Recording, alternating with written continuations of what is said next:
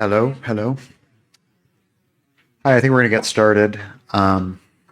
Where's Frank? Can you hear me, Frank? Yeah. This is good? Okay. All right. Thank you. This is a fantastic turnout for what I understand it's spring break right now. So thank you for giving us your time. I am super happy to be here representing the School of Materialist Research alongside of my incredibly esteemed colleagues. To my immediate right is Lindsay Lerman and Giuseppe Longo next to Lindsay. And tonight we have, this is the third iteration. Some of you may have come for previous iterations, but the third in a series offered by the School of Materialist Research, or SMR, in partnership with the Rosa Luxemburg Foundation and Helepenka. As many of you know, SMR is an interinstitutional platform founded and directed by Katerina Kolosova and myself, and I am Adam Nocek. And it works alongside of and around and in between numerous institutions, but primarily the Institute for Social Sciences and the Humanities in Skopje, North Macedonia, and the Center for Philosophical Technologies, which I run at Arizona State University in the US. As an informal educational and research institution, we're now happy to announce we're in our fifth year and only growing. So we're very excited to be collaborating on these panels. And so thanks again to our generous hosts. Thanks again, especially to Frank, sitting there checking his email probably. So the lineup tonight is as follows. I'll be going first, and then it will be Giuseppe Longo, and then Lindsay. So we're not actually going in any kind of order here. We're going to do a little bit of a bounce around. And I will introduce each of the panelists one after the other. So I'm gonna get started. The title. Well, I'll just say this also. We're gonna do 20 minutes apiece. We're gonna offer a kind of intervention on the topic on living and computing, and I hope we'll pretty much all be in conversation in some way, and we may pose a couple pressing questions to each other. We'll see. And then I will open it up for conversation. So hopefully we'll have time. Well, actually, we'll have lots of time for lively engagement and debate. So, all right, let's get started. The title of my intervention is Organismic Design, AI's Abstract Creatures. So what I actually want to talk about today are some of the ideas that emerge from the shared work that Giuseppe Longo and I did together, and I have been doing together, and then trace how they shape another project of mine, specifically on artificial intelligence, design, and speculative philosophy that will be coming out some point later this year. Now, the book that Giuseppe and I co-wrote is called The Organism is a Theory, Giuseppe Longo on Biology, Mathematics, and AI. As its name suggests, the book stitches together decades worth of Giuseppe's theoretical research at the intersection of mathematics, his home discipline, computing theory, and theoretical biology. But it does so in a way that is of relevance to a philosophical audience in particular. As many of you may already know, Giuseppe's work is no stranger to philosophy, especially materialist epistemologies of science. So this project is really an effort to bring these philosophical underpinnings and implications into sharp focus.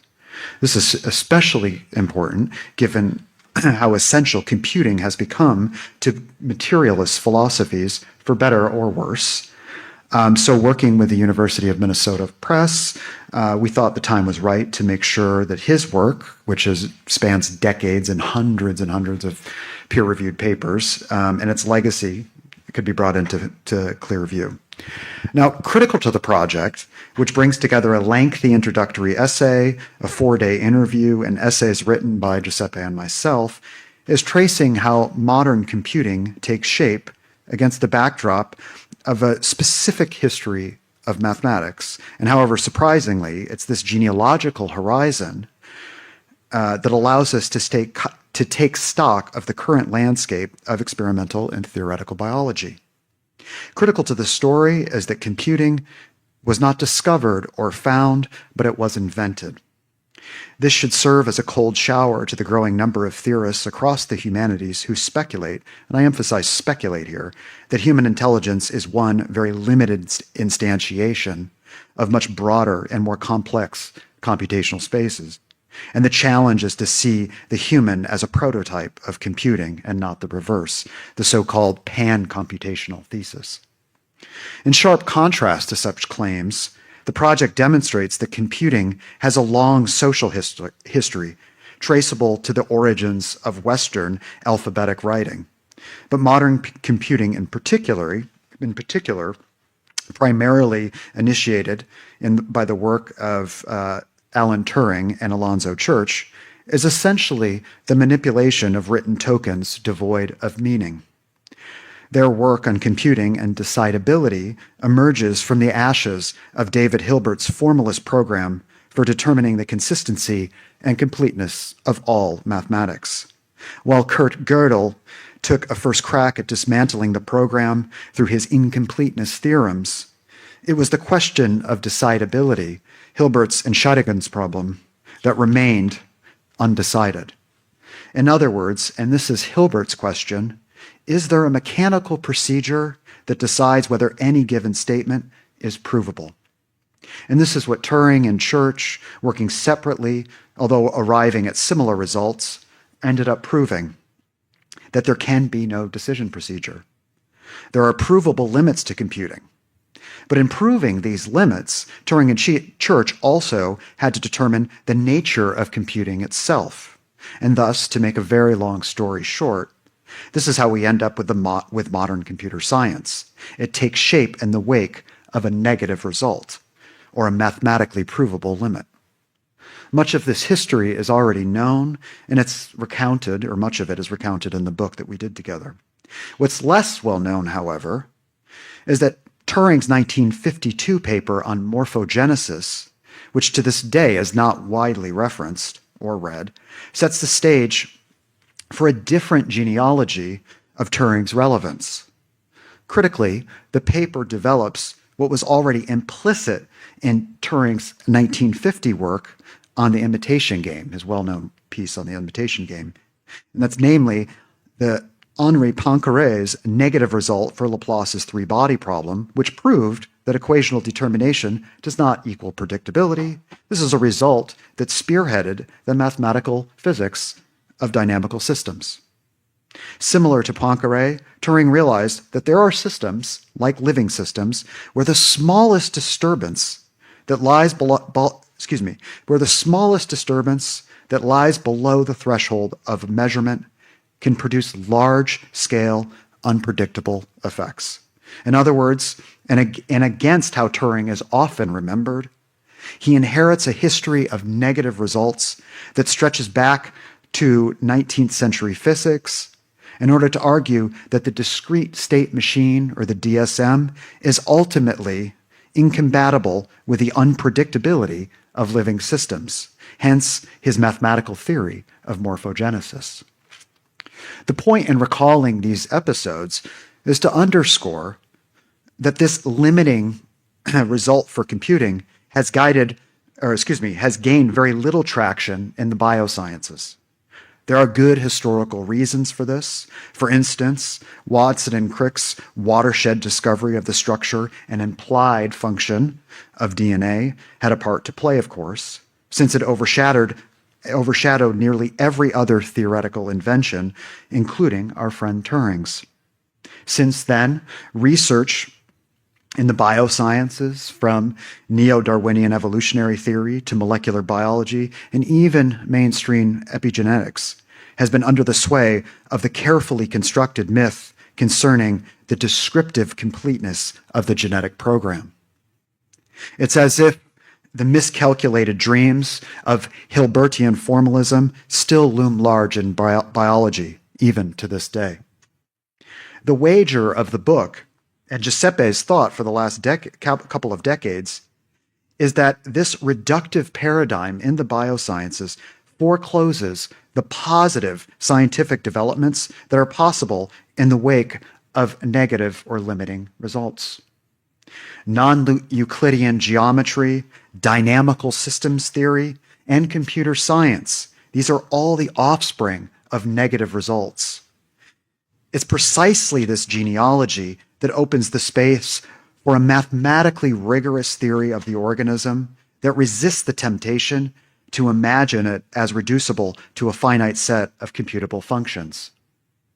Naturally, this is a quick sketch of what the book does, since I'm also bypassing the essential, if also limited importance of the physical theory of randomness and need to update it according to the specificity of biological systems, or biological randomness, which is different from physical randomness.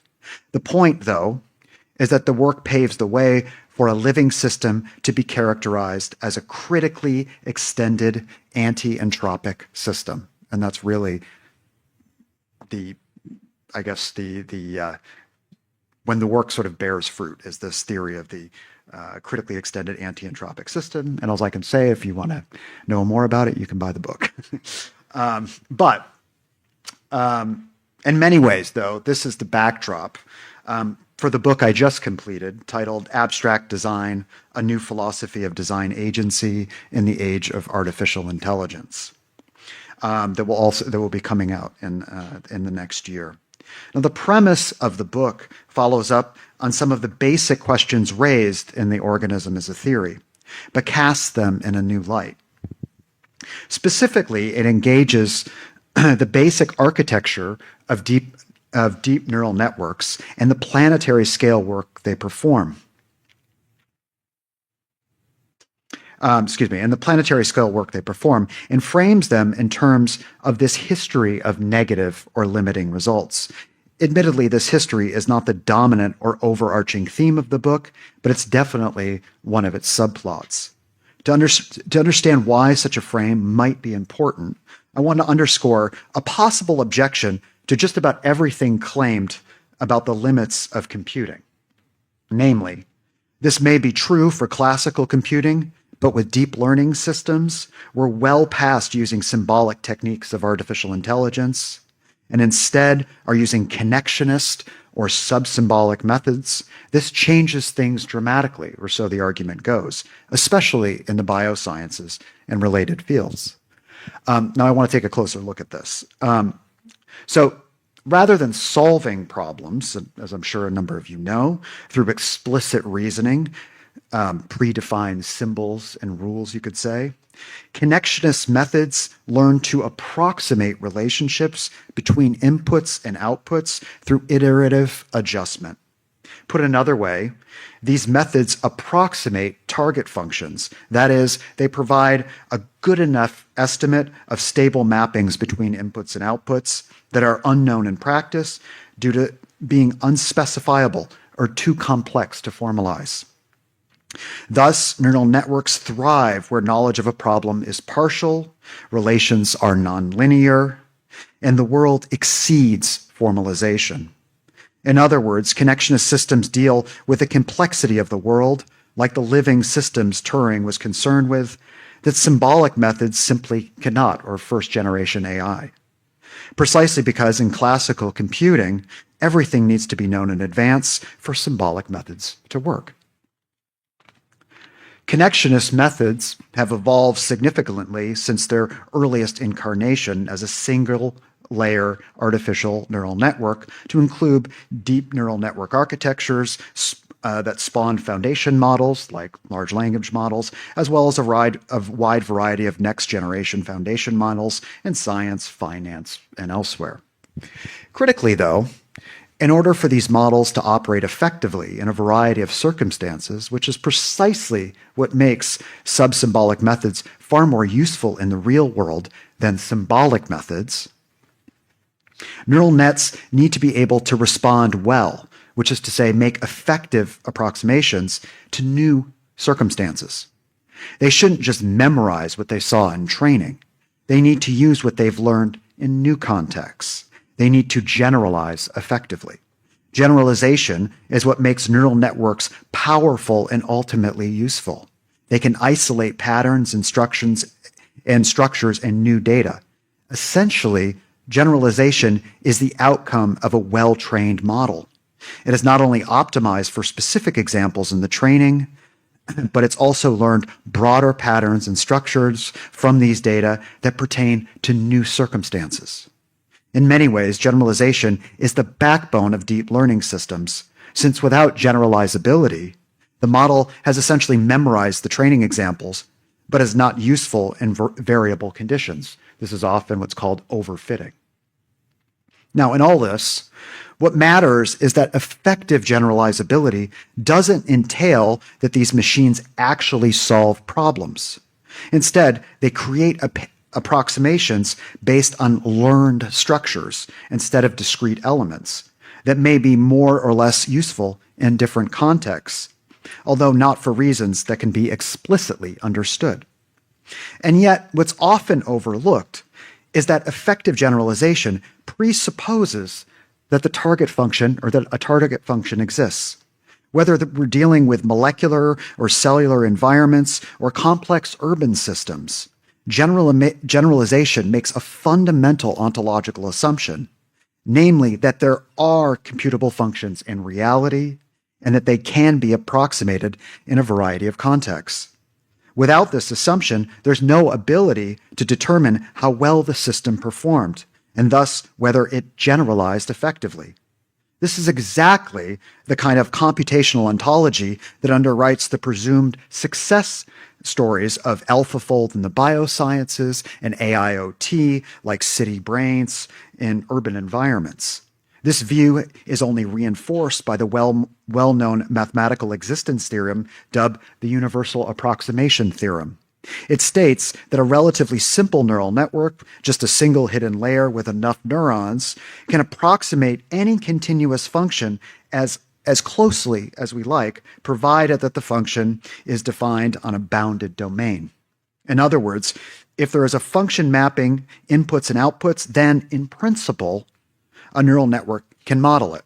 Now, what's often overlooked, however, is that the theorem presumes the existence of a function. But in complex empirical domains, like the onto and phylogenesis of organisms, these computable functions do not in fact exist. And this is largely the point of our book, The Organism is a Theory. These systems are specific rather than generic, which is why there are no target functions to approximate, and thus no effective generalization is possible. The point, then, is that even with neural network architectures replacing methods of classical computing in many domains, we haven't gotten any closer to the computability of the organism. And as a matter of fact, it's just become more important now than perhaps ever before to underscore the limits of these computing systems. There is no possibility to approximate and generalize in many circumstances. However, in the spirit of conceiving negative or limiting results as generative and productive, the book project uses this as an opportunity to imagine what neural networks actually do. In short, what lines of research become possible in light of these constraints? Essentially, the book argues that approximation and generalization need to be reframed in terms of design and abstraction, which is to say that AI systems design abstractions whose relevance is ultimately propositional. Design, then, is recast as a philosophically rigorous way, and I use actually a lot of the work of Alfred North Whitehead to do so, in a philosophically rigorous way to conceive how artificial intelligence systems produce abstractions. I will conclude then, not by unpacking how precisely design and artificial intelligence are reimagined using Whitehead, but with a final reflection about how design is used in this context. Now, design here is neither a metaphor, nor is it an interchangeable term variously used alongside terms like to engineer, to shape, to construct. Rather, it's a way of characterizing how models progressively and iteratively transform into inputs into preferable or sought after outputs. And although there is a directedness to the transformation of data, each layer, for example, of a neural network transforms data into a new configuration to minimize a loss function, to use sort of technical language. There's no ability to know in advance what the solution to the supposed approximation is. This is why the network has to learn. The process is therefore directed and indeterminate, and it resonates deeply, or so I show in the book, with how the contemporary design discourse conceives the design process. Still, and despite however much resonance there is between artificial intelligence and design fields continue to fall short when it comes to theorizing artificial intelligence as a design force, despite however much relevance there actually is in the history of computing and design through people like Herbert Simon. This actually has changed significantly. In any case, that's a sort of side note, but is also pursued in the project.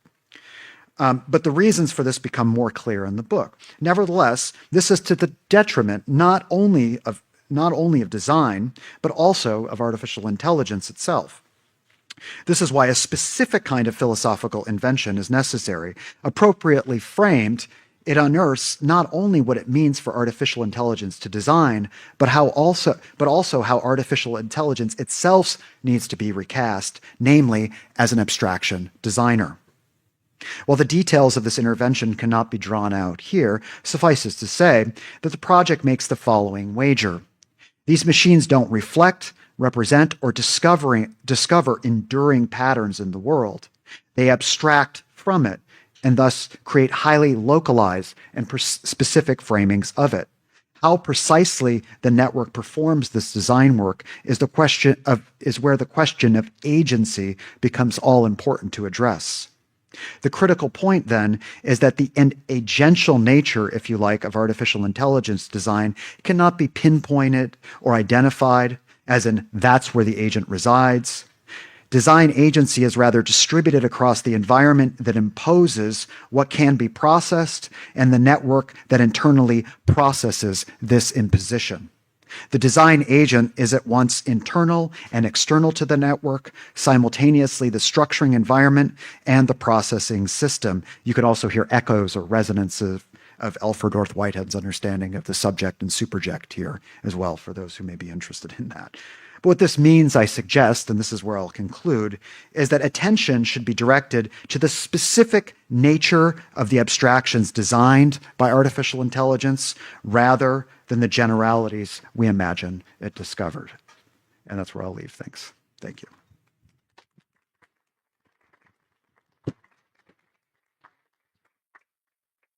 I want to pass this over to Giuseppe Longo, and I'll just do a very quick brief introduction of Giuseppe.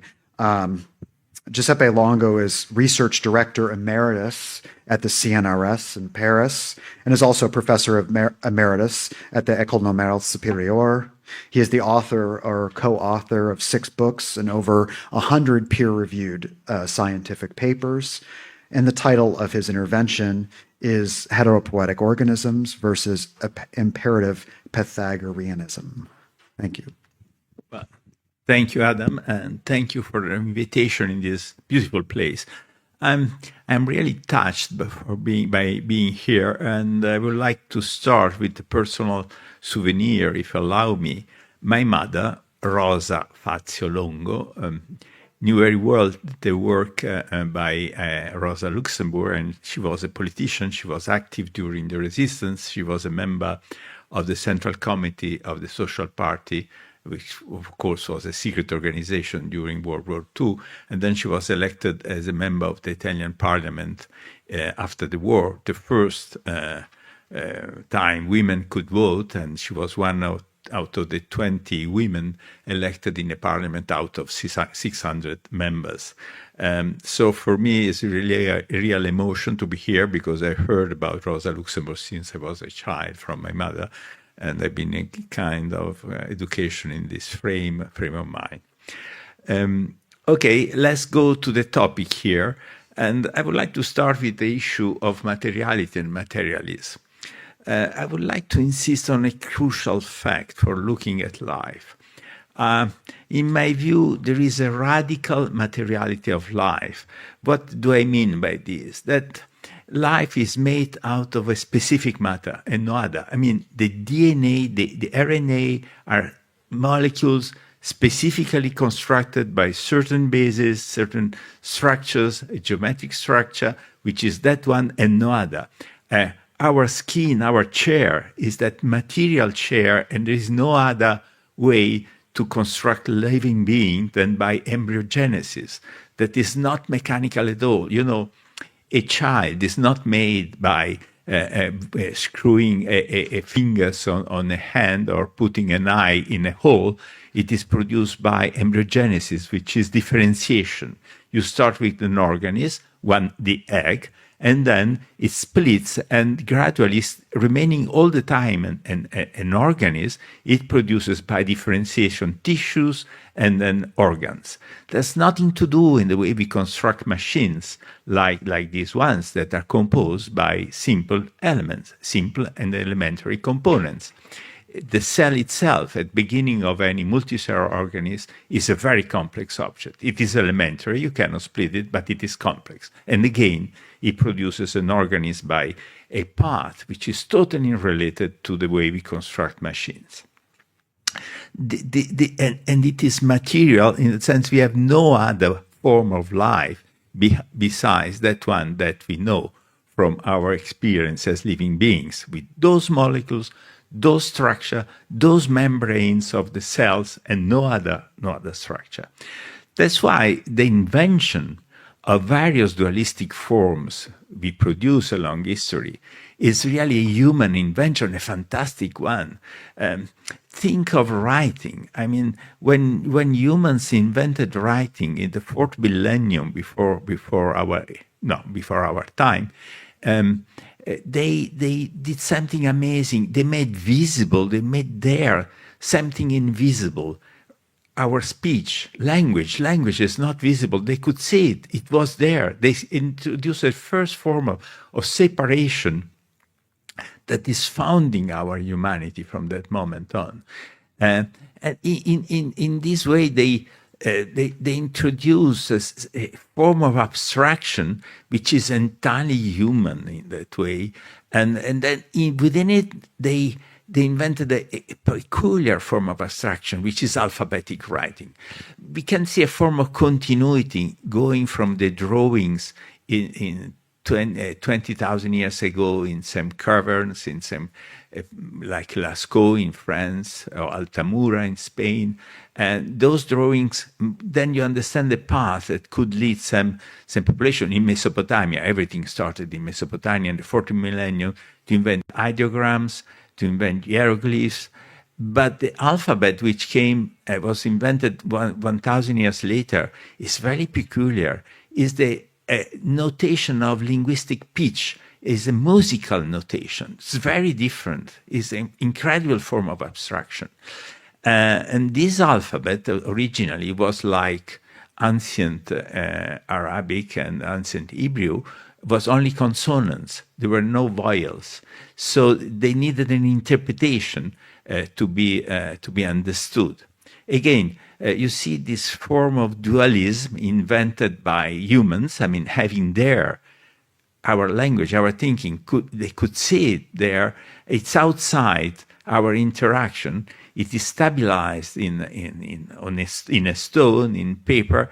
With the alphabet, receives this particular form of communication by stabilizing consonants there, the pitches of the song of language, because when we speak, it is a continuous song. I mean, there is no different distance between words of syllables. They grew together. We have a kind of intonation that takes together the entire sentence. And this continuity is broken up by the annotation of pitches. However, as I said, in Phoenician, which was brought to Greece, shortly after the beginning of the first millennium before Christ, in Phoenician they needed to interpret in order to read. For example, in Arabic, you write KTB to mean book, library, librarian. So you need an interpretation to pronounce it correctly, and there are three different pronunciations. The invention of the Greek was the introduction of vowels. It was their invention. They made language, in a sense, complete, relatively complete, as producing sounds. This was a key point of Greek democracy. They didn't need anymore a priest to interpret the writing. Any citizen could read loud and could write the law because there was no need of the intermediary of a priest. In ideograms, you know that you need an interpretation. It's very difficult, not to mention hieroglyphs, Egyptian hieroglyphs, because they are like rebus. You don't only need one priest, you need 2 or 3 priests discussing together in order to interpret the mysteries of the sacred writing. The Greek writing was a turning point for Greek democracy, but also it is automatic. Because we, in our languages that are inherited from Greek and Latin that followed, we can read the page, and if you are tired or distracted, you may, at the end, observe that you didn't understand a word. You have been reading automatically. This is impossible in the languages like ancient Arabic or Hebrew, because they are abjad. You need to interpret to read, not to mention, of course, in Chinese or in hieroglyphs. You have to think a lot and understand in order to pronounce it loud. Our writing is automatic. This is the origin of computing. We invented the alphanumeric machine, which is a system for term rewriting without understanding. It is a manipulation of signs, of alphabetic encoding of numbers, which is the same. Well, letters or numbers is the same. You can encode one with the other. And it goes automatically because it is in this tradition. Indeed, the Chinese computer is the abacus, which is a geometric machine. Nothing to do. It's completely different path. So we inherited this tradition to construct this fantastic machine that are at the core of a fundamental split. The automation of writing and rewriting totally separated from meaning. Again, it's the result, a long path of a social history, as Adam correctly said, that led to the possibility of storing, manipulating that no other tradition and civilization was able to do. Coding by 0 and 1s, because once you have a discrete structure, coding by letters, like in lambda calculus by Church, the mathematician of the 30s that Adam mentioned before, or coding by numbers like Turing, a few years later, always in the 30s, the other founder of what we consider computer science, software theory. Once you have the coding techniques, you move with no problem from letters to numbers and split it from meaning first. The manipulation may be totally meaningless, and from hardware. That's the other fantastic idea, more in Turing. It was practiced before, but Turing really made it mathematics. On one side, you have the programming language, the instruction. On the other side, the machine. It was pure mathematics in 1935 when Turing wrote his paper, but the idea is there. Yet another split, software with respect to hardware. And code is crucial. The coding by numbers, in lambda calculus, you code numbers by letters, but it's totally equivalent. Coding, split from meaning, distinction between hardware and software. That's why we can have a theory of programming which is independent of the hardware. Provided the hardware is sufficiently good, you can transfer your programming language, even your compiler, even your operating system from one machine to another, disregarding totally the way it is made. This is what is in radical contrast. First, with our experience of the correlation between language and meaning, and second, with respect to life. Because as I said before, there's this radical materiality of life that is made only of this material and no other. Claiming that DNA is information is introducing there a split that it is not nonsense. DNA is a structure that allows the formation of molecules by concrete material interaction at the macromolecular level. Claiming that it is information is once again a way of separating and forgetting the intrinsic materiality that has no alternative again, is only that one. And also by another fundamental step. You see, in transmitting information, we use gradients of flows. Gradients means variation of flows. Frequency modulation, smoke signs, whistling, or whatever, you modulate, you introduce variation, gradients of a flow of energy, of matter. This is fine, that's how we do. It is an anthropomorphic abuse to project on life information anytime there is the variation, the gradient of a flow that matters. Namely, cells in an organism exchange very often not only flows of energy and matter, but also gradients of those flows, and they are important. But every time the material structure of the flow, whose gradient is important, is essential. So I worked with colleagues in biology who are super experts and did a lot of work on endocrine disruptor. Endocrine system uses molecules that are specific, are those material molecules and not others. They act in probabilities, so there may be interference with other hormones in probabilities, but there are probabilistic differences. They cannot be replaced by different material structure, by different chemistry. A normal is a certain chemistry and nothing else. There may be interference by another molecule, but again, because they act on probabilities, not because there is an information which is independent of the material structure. This is the radical materiality of life. And this is fundamental because you analyze then the interactions in their material structure, even when it is a gradient. Otherwise, this separation led to very dangerous hypotheses. First, at the core of the dominating genocentric approach, there are dogmas and theories that are blatantly false, the so-called central dogma of molecular biology, namely that information is completely contained in DNA, and the second fundamental dogma that macromolecular interactions are exact, are stereospecific. They were both derived in the frame of information, in the information language. The second was even derived, as Monod said, from the need to transmit information. Let me explain this. In 1970, in a fundamental book, which is far away the major foundation of genocentric molecular biology, genocentric biology, random and necessity, Monod says that macromolecular interactions, so the interaction between the large molecules that make all the activities in a eukaryote cell, must be stereospecific, exact.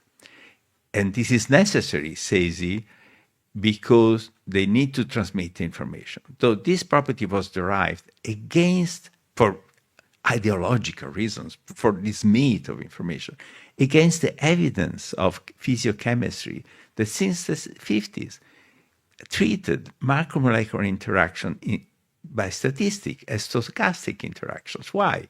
Because the macromolecules that are present in all eukaryote cells are huge molecules. They move, they are unstable, they modify, they open in size all the time. The way the interaction can only be analyzed statistically. Yet, the opposite was derived in order to force into the cell this split.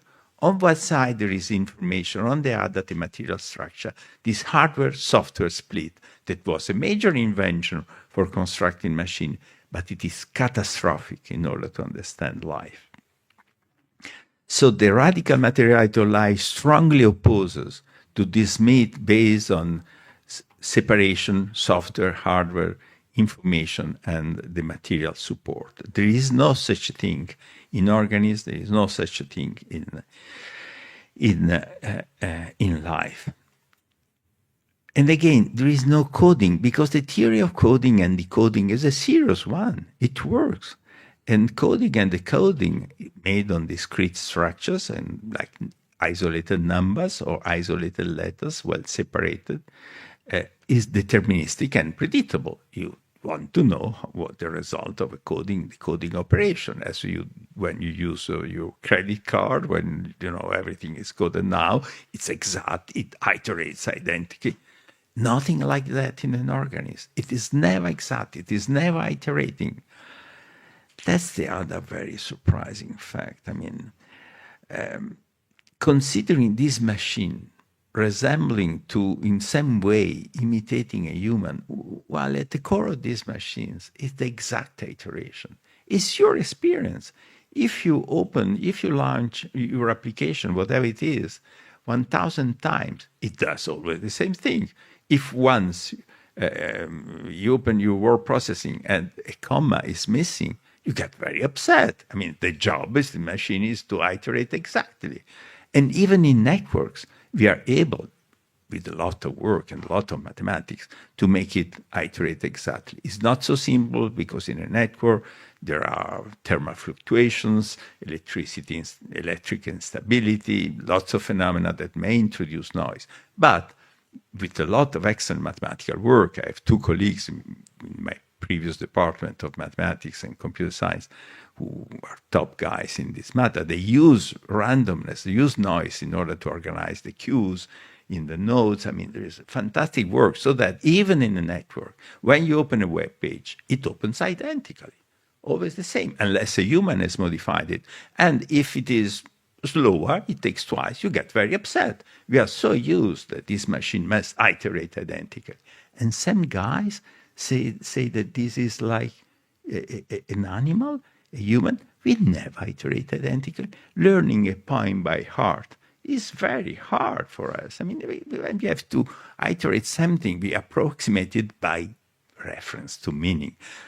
In some circumstances, we do iterate identically. I've been told that there is an Hindu group that forces kids who want to become priests to learn their sacred books, something like 10,000 pages by heart, so well that they give to one of these kids a sentence, and the child must be able to tell by heart backwards, from that sentence backwards.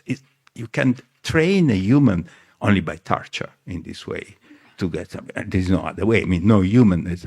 For a machine, it's obvious. I mean, if it has in memory, you just push a button and it can read backwards. What's the problem? So, I mean, what's going on? I think that there is something deep going on there. It's an episteme that has become entirely political.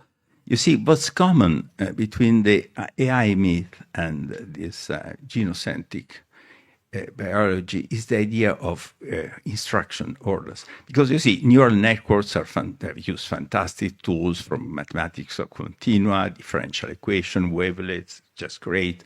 They really, it was a turning point. But at the end, they have to be implemented in these machines.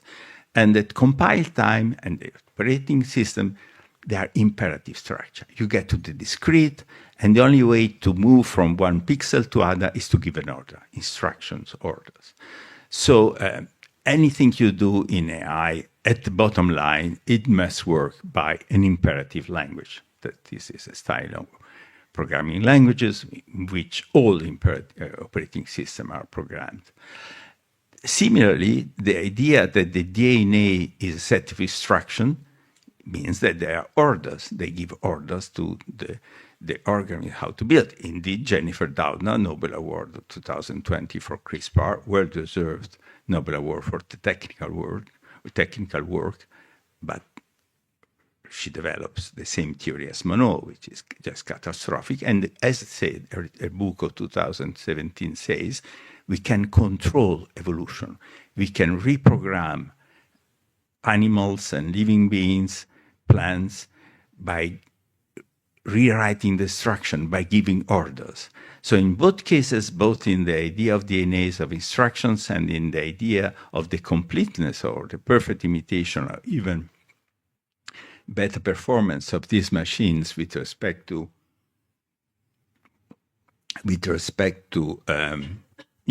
human and animal performance, in both cases, everything boils down to the idea of orders. So they have a common episteme that justifies why all the guys of AI, of the big guys, were surrounding the present president of the United States that believes that society must be run by executive orders. So cognition, life, and society are run by executive orders, by orders, the instructions. That's the episteme, which is rich of a political commitment. How did we get to this? Am I at the end of my 20 minutes? Okay. How did we get to this? You see, science is not neutral. Science is constructed in history, so it takes a perspective. The point is, science constructs objectivity. It is objective. It produces objectivity when it is critical knowledge, when it grows in a debate by presenting different perspectives in a dialogue. That's exactly what technoscience doesn't do. Technoscience is a piling up of techniques in a non-critical way. Typically, since long, I insist that a fundamental critical component of the construction of knowledge by science is the production of negative or limitative results. We know how the story began in Greece, at least in our civilization, when by proving that the diagonal of the square is an irrational number, is a logos, they gave the first fundamental mathematical negative result. It was just amazing. The legend says that they killed the mathematician who proved that, and of course, right, it's terrible. At the center of the logos, the square, you have the alogos, the irrationality. The diagonal is not the ratio of two integer numbers, and then geometry begins. Euclid geometry has no numbers. There is only one major theorem, beautiful one on number theory, but all the others are made by drawing. Produce a line, trace a line. The proofs are by symmetries, rotation, translation symmetries, by diagram. They are visual proofs. Euclid geometry is the exact opposite of anything which is numbers, and coding is in two dimensions, and this is essential. So since then, there have been plenty of negative limitative results. Every time they reinforce an area, because number theory begins when you have this result of the rationality, or theory of computability began when the negative results forced to define exactly what computability means. Poincaré theorems, a theorem about the unpredictability of some deterministic systems, on one side reinforced the differential analysis by differential equation of those deterministic systems. On the other side, opened the way to the geometry of dynamical systems in physics, and so on and so forth. In thermodynamics, the limitation of about entropy, a negative foundation of a discipline, opened the way to the new thermodynamics, at least since Boltzmann. So, this critical thinking that has in negative results a component, a top component, but one of the many, the plurality of views, of making principle explicit, and then making a step aside, the being critical with this very principle is crucial to science. It is denied by technoscience, which just pile up techniques one on top of the other. And this critical thinking, the step aside, the explicit principle, is an essential component of the contribution of science to democracy and vice versa. You need, at least within a limited group, this possibility of the critical thinking to construct science. And it is the deep link between science and democracy.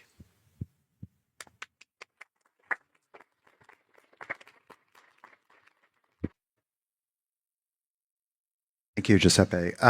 Next up, we have Lindsay Lerman, and Lindsay is an interdisciplinary writer, novelist, and philosopher. She is the author of two novels. The first one, I'm From Nowhere, from 2019, and What Are You, from 2022. And I believe she has another one she just finished as well. So that's awesome. And translator of Francois Laruelle's Phenomenon and Difference in 2023. And the title of her intervention is Bodily, Destinies. Okay, can you hear me?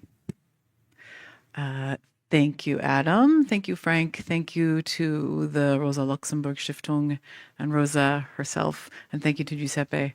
And thank you for the nice introduction, Adam. But you definitely did not get the blue sweater memo, so you're not part of the club tonight. I am going to read something I wrote after reading through Adam and Giuseppe's most recent book, The Organism is a Theory. I'm taking it in a strange direction. I'm taking it in an epistemic direction, in a bodily direction, as the title suggests.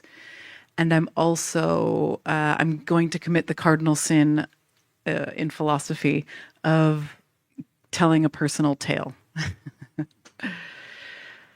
So I am going to begin with a question and a claim.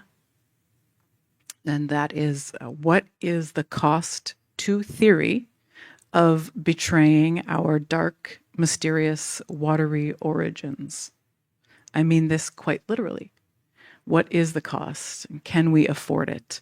Because there is a cost always to everything, but especially to anything we might characterize as betrayal or dismissal or willful ignorance.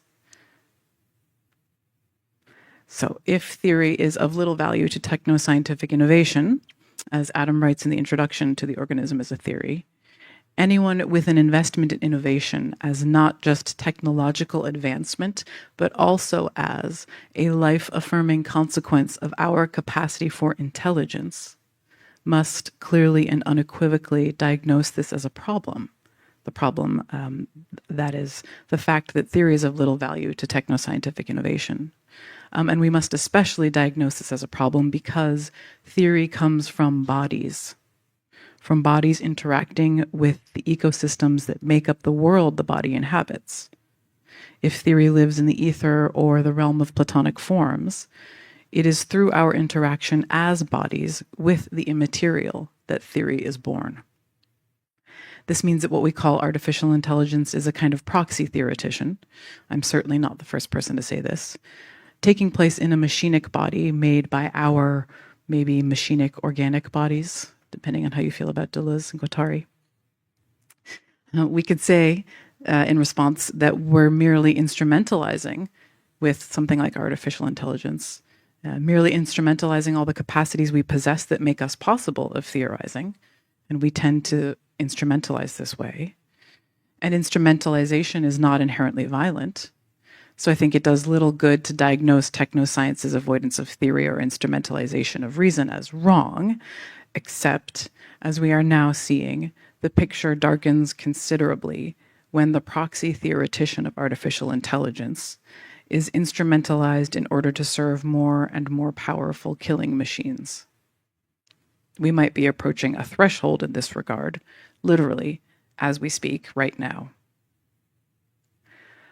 I want to stress, given the bodily question, I want to stress a claim that we will be the ones to solve our problems. This is, I guess, my theoretical intervention. Not some abstract understanding of technology or science or even knowledge.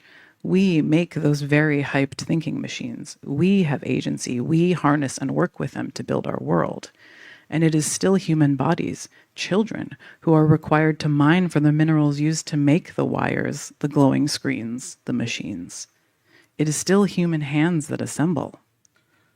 The anti-suicide netting installed on the exteriors of the buildings where the machines are assembled tells us everything we need to know about the techno-scientific regard for the life that animates a human body, including expressions of life that we might broadly call theorizing. The general philosophical point I'm trying to make here, or sort of dancing around, I guess, is that everything we make and shape and create and commit to is a function of how we attend to the world, our ideas, theories, machines, concepts, and our understandings, collective and individual, of what these things even are. So at this juncture, I also want to ask an additional question, because I can't seem to get this out of anybody, especially people who are really enthusiastic about artificial intelligence and increasing automation. And the real question is just, why do we want to have it?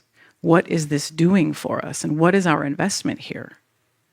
And as my own provisional answer, I will say that right now, we must be highly attuned to systems and structures that ask us to outsource our thinking, feeling, creating, and being.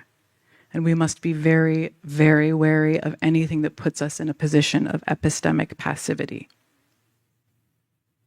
So back to my opening question. What is the cost to theory of betraying our dark, watery, fleshy, and deeply mysterious origins? So I'm going to take what might seem like a brief detour and tell a personal tale. But it's not a detour, or it's only a detour if you think that marveling at the mystery of our bodily origins is not capital P philosophy. So I was still a graduate student writing my dissertation when my husband Philippe and I decided to have a baby. As I wrote about non-knowledge and the limits of epistemic frameworks and the ways in which certain philosophical figures challenge those limits, the deepest mystery I had ever encountered was unfolding within me. I don't mean pregnancy necessarily. I mean an epistemic mystery, a biological mystery, scientific mystery, philosophical mystery. As my daughter grew within me, as her flesh and bone took shape, as my food became her food, as our bodies intertwined, I began to dream that she was communicating messages of distress to me. In my dreams, she communicated that she was too small. The midwife and the doctor had already determined that I was measuring small, as they say, but this wasn't cause for concern, given my excellent health and the fact that I myself was a small baby and a small child, until dramatic teenage lengthening. I did my best to listen only to the midwife and the doctor, but my daughter persisted. In my dreams, she was still telling me she was too small.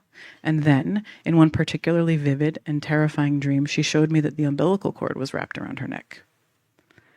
Part of me wishes I could say the dreams were just dreams, that they carried no meaningful epistemic content, but this is not the case.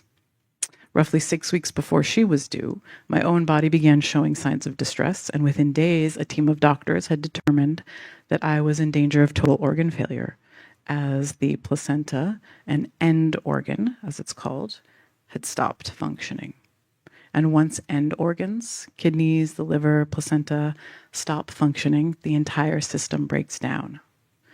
As the placenta had stopped working, my daughter had not been receiving the meals I had carefully planned to ensure excellent nutrition and ideal growth and development for a fetus. And I watched a doctor tell Philippe that his wife and child might die within 24 hours. But that part of the story ends happily, if mysteriously, and with a challenge that I now accept as part of my life's work. My daughter and I are both alive and well today, but with every passing year, I am more and more willing to accept the fact that I was a bad philosopher, a bad scholar, a poor theoretician, when I refused the information in my dreams as data. My daughter had been too small, and the cord had, in fact, been wrapped around her neck. When the doctors performed an emergency C-section and removed her body from mine, everyone in the operating room heard the surgeon noting that the cord was wrapped tightly around her neck twice, that it was limp, and then when they weighed her, that she was a mere 3 pounds, 2 ounces, or 1.4 kilos. It had never been clearer to me that I do not know what life is, life or thinking or listening or knowing. So back to thinking, back to theorizing. As I recovered and continued writing my dissertation, a hazy thought began to form on the outer edges of my consciousness. If I had failed to consider the communication from my daughter as potentially meaningful, that is, as data, what else had I failed to consider? In theory, in philosophy, in life. My failure as a philosopher, of course, is not mine alone. In much of ancient philosophy, it was taken for granted that the mind has built-in capacities that we routinely ignore but can strengthen. In the Phaedrus, for instance, Socrates says the soul is inherently prophetic.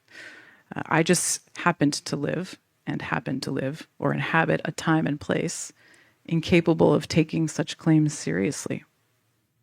I was hard at work on using language to describe epistemic experience that falls outside of clear, easy, or perhaps scientific uses of language. But even for me, treating the contents of urgent dreams as legitimate data or information was way too far outside my epistemic models, open and questing as they were. I had failed, in other words, to use reason in order to grapple with something that might fall outside the bounds of reason, if there is such a thing. Now that I've begun engaging the questions I couldn't engage 13 years ago, I'm on uncertain ground. A frontier, maybe. Probably exactly where a theoretician should be.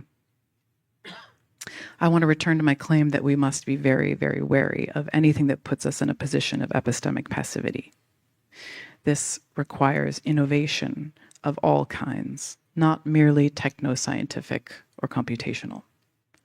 And if we take the fundamental call, not only the professionalization of philosophy or theorizing seriously, that is, if we understand philosophy as a way of being, a way of existing in relation to mystery, uncertainty, the vast mystery that is life, philosophy offers us potent medicine at this particular moment.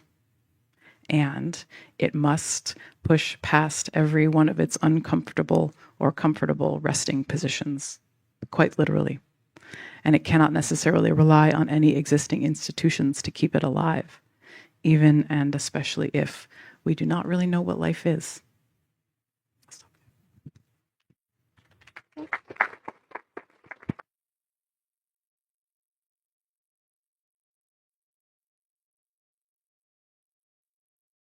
Take this opportunity to say thank you to Giuseppe and Lindsay. And I just have, before we sort of open it up for questions, I have just one sort of intervention and one way of maybe framing this, especially these two talks, but I think also in relationship to mine. So Giuseppe talks often about, and I think this is how he opened his talk, and I sort of referenced it as well, the sort of radical materiality of life. But in light of Lindsay's philosophical and personal reflections, but I'll sort of blend those together because I don't think that there was nothing about that wasn't philosophical. The radical materiality of life might also be thought of as the utter specificity of the living. And so I wonder, given the radical specificity of the living, how can we theorize about the living when we can't generalize about it?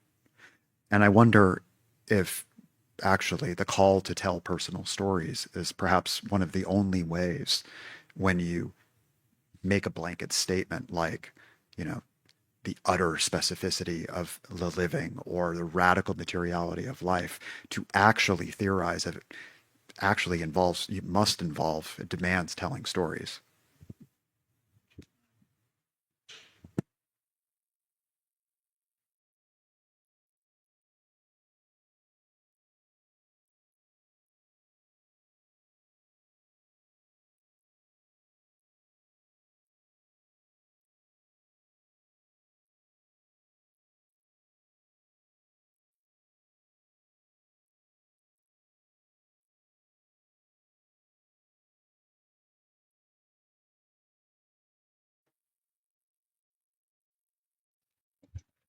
Oh, it's working now. Yeah. Okay. Inertia for Galileo is the uniform rectilinear movement, which is a conservation property, conservation of momentum. That's beginning of physics, a continuous symmetry that will be explained later on.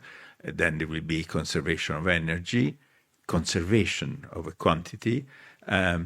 Conservation is really at the core with continuous symmetries of what is in common in the variety of physical theories, sometimes incompatible, like quantum mechanics and classical relativistic fields. Darwin begins with a non-conservation principle. Every reproduction induces a change. It's always change. He insists, even breeders who want to preserve a species, a population of cows because it makes enough milk, insist there will be a change anyway at reproduction, even if you stabilize as much as you can. Also, surrounding conditions changes first. So yeah, we can theorize. Then selection as exclusion of the incompatible. That's selection, nothing else. Exclusion of the it stabilizes. The ecosystem is stabilized by selection, by excluding the incompatible. With the ongoing formation of a system, we can give principles. Indeed, the work I do with my colleagues in biology, they start with their experience of endocrine disruptors, carcinogens, is to transfer Darwin's principle within the organism. Also, the cells in the organism a priori reproduce with variation under massive constraints. The tissue structure, the cell-to-cell diagonal, the hormone system. That's why disrupting it, interfering with it may cause cancer. That's the topic where they in particular work on. So we can produce principles. Just simply we move away from the core of physics, which is invariance, symmetry, stability. We start from instability and we try to understand what stabilizes it. And then this stabilization allows to trace a history. Specificity of an organism means that it is historical. You have no other way to describe an organism but it's by its phylogenesis. Population, species, clade, taxon, which means having a common origin. This is science.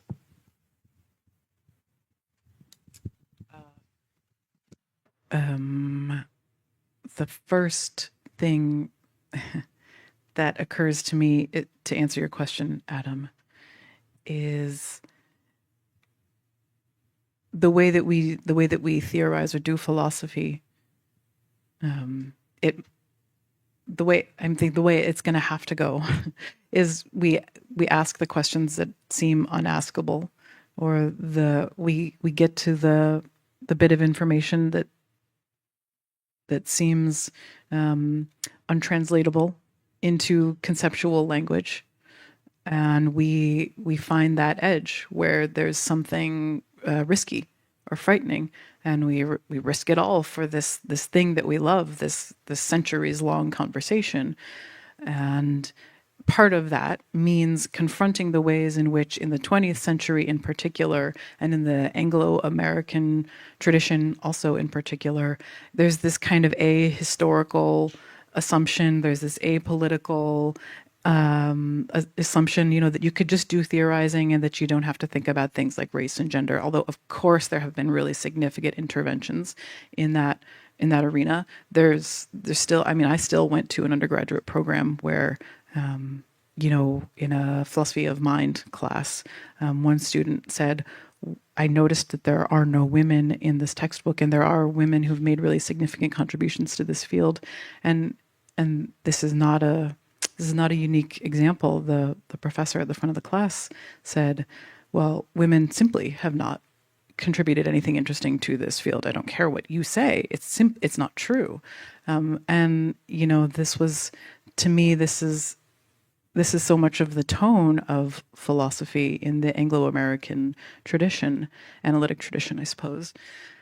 And we have to confront that head on. We have to keep confronting it head on. Otherwise, there's no hope.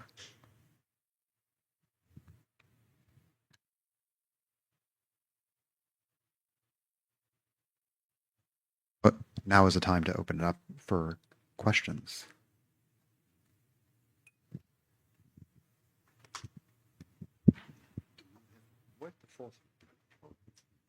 It's over here. Over here. Turn your back.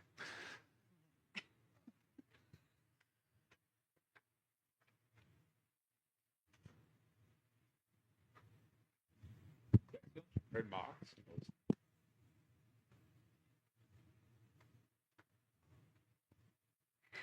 Hello. Thank you so much. It was invigorating.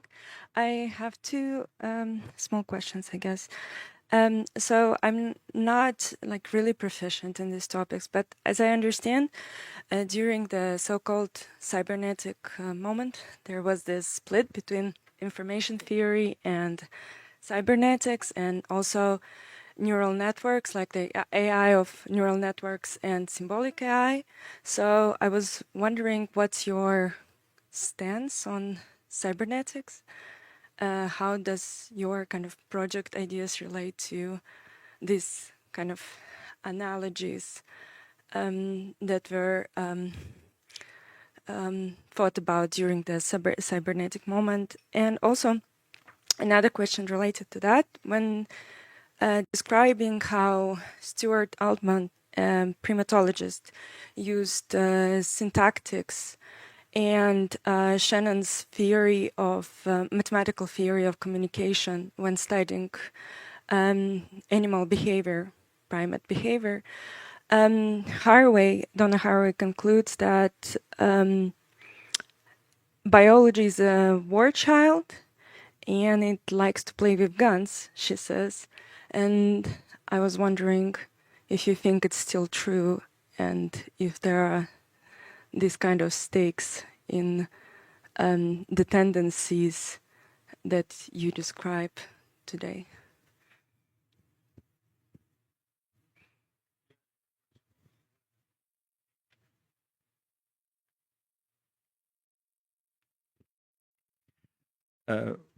Yes, cybernetics actually derive from theory of control, a peculiar frame for dynamical systems, finding optimal path by a form of retroaction. It was born during the war for the guidance of missiles or guns. So it has this origin.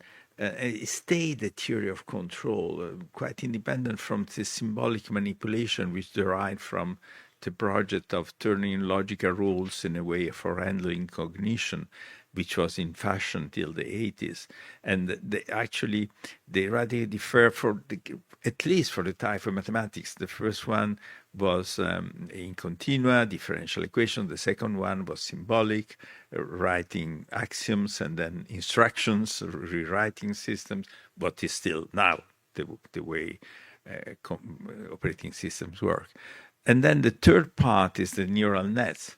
Okay, this was in the 80s, the beautiful idea by LeCun and Hinton to have a retropropagation. So you have nets that were invented since McCulloch and McCulloch in the 40s, and then more by Rosenblatt in the 50s. They were networks as a model of brain, not logic, but just continuous deformation of network. They had the fantastic idea to put these networks in 3 dimensions, to have several layers and then retropropagation, correcting the filtering and convolution. Excellent mathematics is very different from the ideas that led both to the cybernetic and the symbolic construction. Of course, they need all to be implemented here. So we go back to the symbolic manipulation and the discrete data types. But the frame were very different. What they shared, the cybernetics neural networks, is the typical tools of differential equations, of wavelets, and the tools they use. They have to find optimal path. So, okay, they don't follow orders, but everything goes along techniques for finding a streamal solution, minimal or maximal optimal path, this optimality, which is the fundamental in physics. I mean, a stone falls along the optimal path. A river goes to the sea, even in a rugged landscape, along a locally optimal path. There is no doubt. When you transfer this to cognition and society, it's catastrophic, beginning with life, you know. I mean, if an animal is optimal or an organ or an animal is optimal, this means that in a given context, you have to define the context, the ecosystem, and then find optimality. That animal is dead. Because if this optimality is functional, the ecosystem changes all the time. The interactions with the other animals and organisms is changing. It dies. I mean, the point is that, for example, I've been doing some work on the fractal structure of lungs and the vascular system. Of course, there is a force shaping the fractality, but the irregularity are functional. The irregularity of our lungs are functional to make us resilient to changes of atmospheric condition. In a population, the fact that all lungs are slightly different is functional to the resilience of a population, so on and so forth. So we are very far from both the idea of everything must be optimal, like it is true for the inert, and from the idea that everything must follow orders. Can I ask, your second question was about Haraway, and she says that biology is a battleground? Knowledge is a war zone, she says, but she also says that biology can be a war child and it likes playing with guns because of how in theory of information and mathematical theory of communication was appropriated by behavioral biology in the 70s, I guess. Yeah. I mean, I couldn't agree more. Yeah, I think that's completely true. I mean, also, I think, I mean, Giuseppe has talked a bunch about this, especially when he was reading or when he was reviewing Jennifer Doudna's research. And her research, if you don't know, and she won the Nobel Prize, but it's for CRISPR-Cas9. So some people might know the CRISPR technology, the sort of gene editing, precision gene editing technology. And I think it's interesting because, you know, when people talk about biology or technoscience, I mean, biology is generally a kind of technoscience now when you're talking about molecular biology in particular. You know, I have philosophy colleagues and so on that are quite surprised that I'll sort of, you know, rail on and on about molecular biology because they thought that was sort of over. You know, aren't we talking about, you know, complex developmental systems and so forth, and ecosystem and niche construction and so on. And I think that, I mean, that's interesting for philosophers. That is not the mainstream in biology. In mainstream biology, I mean, you're not going to get funding if you start talking about that sort of stuff. So I think that, you know, and as you know, Giuseppe has said, and a number of people have talked about before, even though, you know, the central dogma of molecular biology might be sort of waved off and isn't really talked about in sort of explicit language, it's still absolutely part of grant culture. And you're not going to get funding, and you're not going to actually be able to run your lab if you're not thinking about genocentric programming and you're not using these sort of epistemic frameworks. So, yeah, I mean, it's totally. I mean, it is a battleground in that sense, you know, and it's a very dangerous place because you're actually, yeah. I'll just leave it at that. One thing super briefly, kind of riffing on your question, cybernetic thinking, as we saw it emerging in the 90s, so this is riffing on the first part of your question.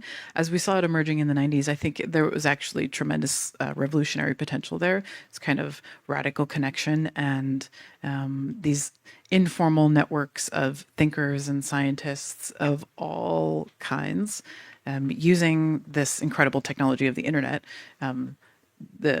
to understand all of their work as node within network and node within network and node within network. But that revolutionary potential was very clearly captured, contained, and transformed into something else. So I just wanted to say that while I had a second.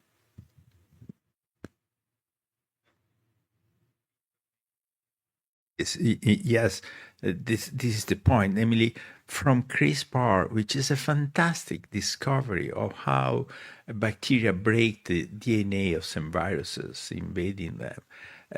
And Jennifer Doudna and Charpentier, French researcher who got the Nobel Award, did deserve it because it transferred the technique in a laboratory, a remarkable performance.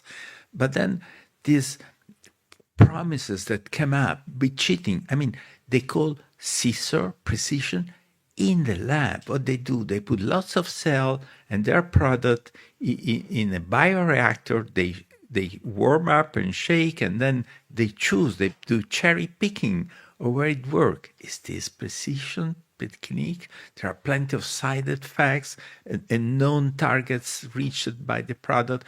It's very interesting, but it has been used for publicity.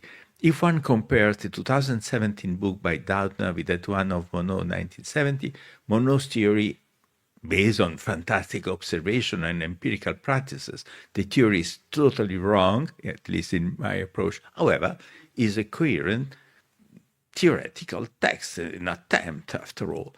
Jennifer Doudna books, 50% are promises, promising all the time, like in AI, you see. I mean, there's permanent publicity. The best is to have an economy of promises of goals that cannot be attained. You see, that's...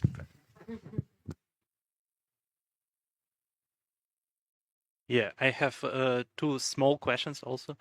One is for Giuseppe, and the second is for maybe you both.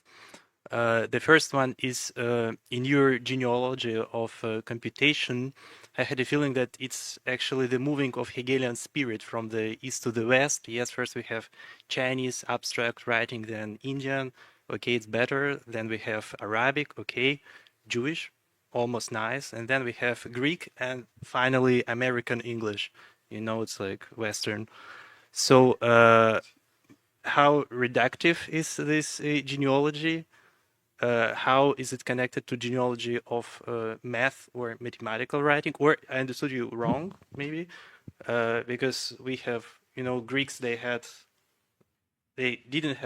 wrote like math with letters. Yeah, it was not like Arabic one, but it was letter. And in this sense, Arabs, they look smarter than Greeks. So, and second question is about, as far as I understood, you say that there is something uncomputable in life, or life itself is not completely computable. There are limits of computation. There are limits for ordering. And I want to ask about the political implication of this. For example, when we had coronavirus, there were certainly limits for democracy, yes, for preservation of life, for how you maybe estimate, maybe retrospectively, the measures, this abandonment of democracy for the purpose of preserving life. For it was certainly not democratical. Yes, it was ordering from above to protect, to preserve life, and you look at it. Thank you. Well, I was not making a hierarchy. Indeed, I think that the philosophy of organisms in the Chinese culture was fantastic since always. I mean, their therapies 2,000 years ago, in year 1000, they had already the vaccine against smallpox. They always had the vision of the organism, which is something we have to learn a lot about. We contributed by the invention of the alphabet of an early split, which is a direction for thinking, which is very different from the diagrammatic thinking, which is always holistic. It brings together. I learned, for example, that they've been drawing gardens and buildings according to the ideograms of the name of the family owning the garden of the building. So there was a synthesis with respect to the vision of space. In no way I'm making a hierarchy. I'm just saying we follow the path to abstraction with the very dangerous path that led to this vision that you can write by alphabetic system orders. That's at the core of this, symbol manipulation by formal writing. Never it would occur to a perspective that has an holistic nature deeply built in. Then in no way I was making a hierarchy. I was trying to trace back to our specific culture. No doubt that the Greek had something that I do consider very important. The fact that you don't need a priest to interpret. I mean, this was really a turning point for Greek democracy. Yet it brought in this automatic possibility of reading and writing, which has the effects of giving us networks of computers that are fantastic tools. I mean, we have the memory of humanity available to humanity, mankind as a turning point. It is in the hands of 5 cloud lords. It's amazing what's happening. This immense richness that is connecting all of us is being transformed in a tool for control and for war. These are the 2 major applications of these tools in AI. It is a political issue. Well, I mean, I think I get the gist of your question about the sort of the suspension of democracy, if you like, of democratic norms for the preservation of life. I mean, it sounds to me like, I mean, it reminds me. I mean, it reminds me of Agamben's argument. The sort of, I mean, Agamben really doesn't understand biology either. He has a very narrow, naive view of what biological systems are, and has a kind of split between bios and zoe that I fundamentally don't subscribe to. And if one understood anything about biology, then they can't make that kind of schism. So that's one thing. I don't know. I think that I would have to, to think about the sharp, suspension of democratic norms for this to save life. I don't know. I mean, there are counter arguments to that. I mean, of course, there are sort of undemocratic procedures that were enacted, I suppose. But I think there were also, I mean, it depends. I mean, this is very contextual. I mean, Europe had its own context as well. What was happening in Italy, and obviously from what Agamben was writing from, and it's his sort of responses became sort of infamous, if you like, to what was happening in the States, for example, and the way in which, for example, on my campus, it was generally the people who were the working class and people of color that did not have their rights protected and weren't allowed to stay home because they had to work. So we didn't have the same sort of suspension in that sort of sense. And in fact, their lives were put at risk, and we were doing everything we could to make sure that they could stay home because they had to go to work. So I think, I don't know. I mean, I'm sympathetic to this, but I think some of it would need to be nuanced, if that makes sense. I'm sympathetic to what you're saying, that there's this kind of protection of life and the suspension of norms, if this is what I'm understanding you saying, for this something that can't be computed, because you were talking about the resistance to computing. I've been talking about the resistance to computing, the utter specificity of life. But yeah, I think I would not. First of all, I don't think that life is a sort of raw state in this sort of bare life understanding of Agamben's understanding of bare. I mean, I think, I mean, Giuseppe and I would fall much closer to somebody like Canguilhem, who would talk about the normativity of life, and life itself produces norms, which is always already has a kind of social component to it. But this is for a longer conversation, but that's sort of where I would intervene. I don't know if you want to say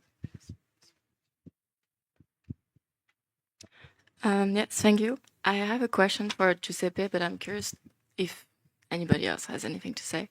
Yeah, you mentioned the term anthropomorphic abuse, and I would like you to perhaps expand on who's suffering from it.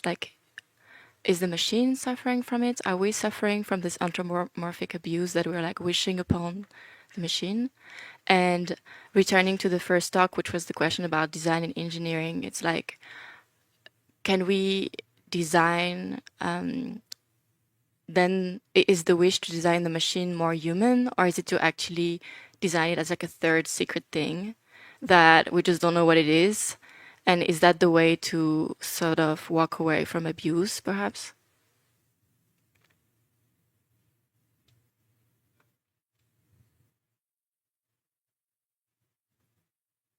Yes, I think I mentioned anthropomorphic abuse in reference to two ideas at least. One is the fact that we do use gradients of flows of energy or matter to transmit information. Information is the invention of a brain, our brain in particular, and so we do transmit by gradients a variation of flows of energy matter. The abuse consists in the fact that many, almost all molecular biologists, not biologists who do my work, and there are many, fortunately, claim that there is information there as soon as they see that there is a relevant gradient of flow in a process, in a cellular process. What they abuse is to calling that information because it does not have the fundamental property we give to information to be independent of the material structure. Instead, the radical materiality of life is that even when what matters is not the flow, but the variation of the flow, the gradient of a flow, even then, the material structure of the flow, of the nature of the energy is important, is crucial. As you said, we only have those molecules, those membrane, those chair here that you can touch, the structure, chemical structure of DNA and array, and no other working. So that's a radical materiality of life.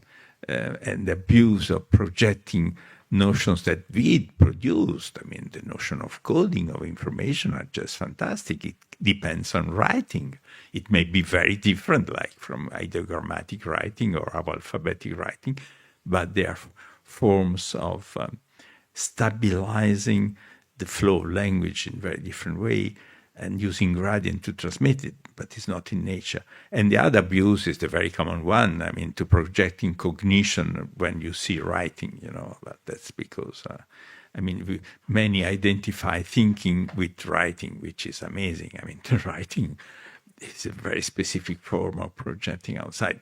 Many colleagues in AI consider that thinking coincides with English writing practice.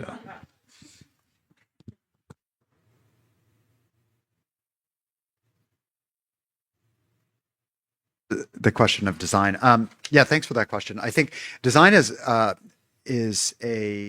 for me, it becomes a kind of philosophical intervention in a way of recasting how we understand what artificial intelligence neural networks specifically are doing. And it's a way of moving it away from thinking about how it is that these systems are approximating pre-existing functions. And instead generating or producing abstractions in a very specific way.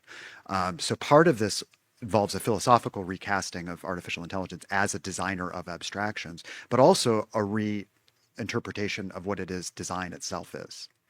And this is part of the project is because I'm actually a philosopher and employed in large part by design schools, design and architecture schools, to rethink how it is that the design discipline itself is all a buzz about talking about AI. If you walk into any architecture school or design school, all they want to do is implement AI into their curriculum. But the last thing that they want to do is actually rethink how it is that design and architecture has been fundamentally reshaped in some ways. And we're not just talking about humans who design, right? Designers tend to have a sort of very limited, if you like, ontology of subject and object, where there's a designer and there's an artifact. And then there's, we can talk about all the complexity we want, and there's a lot of complexity in the design and architectural discourse. But at the end of the day, it's the master designer who comes up with an architect. They don't even build anything. They come up with a blueprint of sorts, right? And then they give it to the engineer and the contractor or whatever. So part of this is, there have been a number of architects and design theorists who have said that not a number, there have been a couple who said that look at AI and artificial intelligence is not actually changing how we build buildings right away. It's not. But that's because we're not paying attention to what AI is actually changing, and it's changing the scale and the speed and the way in which design is happening all around us all the time, right?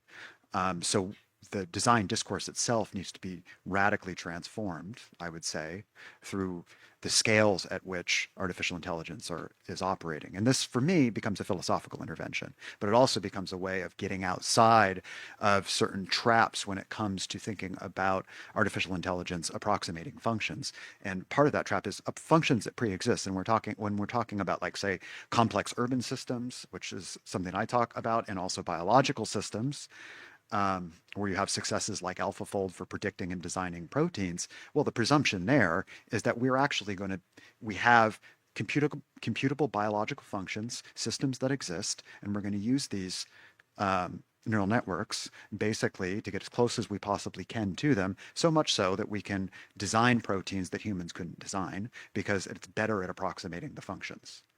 But of course, this presumes a kind of understanding of what biological systems are, right? This comes with an ontology of biological systems, and then this folds into all the stuff that Giuseppe and others have been doing about, this presumes that we have a generic system, right, that can be reproduced exactly and iteratively, when actually what we have really is the radical specificity of living systems. And if we take that seriously, then we have to rethink the whole game when it comes to what these systems are. They approximating? And if we say they're not approximating, or rather, if we say they're approximating, we have to have some sort of target function. We have to say, what are they approximating? And what does success look like? But if we don't have that, then we have to rethink. There's a limit there. Then we have to think about what these systems are doing. My response would be design.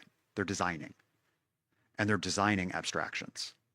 And so then we have to start thinking about, well, we're not creating artifacts and objects. We have a world full of abstractions that are being designed. And so the design discourse has to completely shift to start thinking about, well, we should be teaching design students how to manage and manipulate not objects, but abstractions. So that would be the sort of recasting of the design vocabulary and discourse.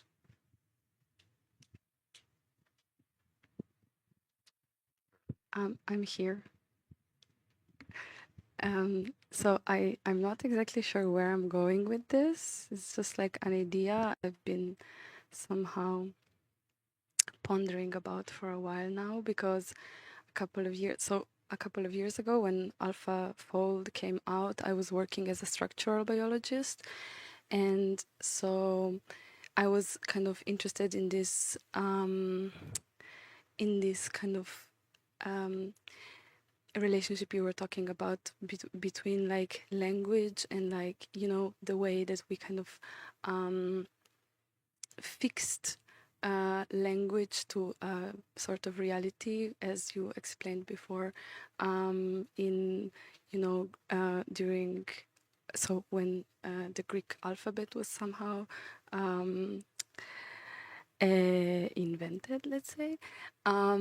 So when AlphaFold came out in structural biology, there was like quite a big turmoil, and we discussed about it a lot, because it's like the promises of AlphaFold were that somehow now we will not need X-ray crystallography anymore, or cryo, all of these techniques that we are kind of using to define the structure of proteins and other biomolecules.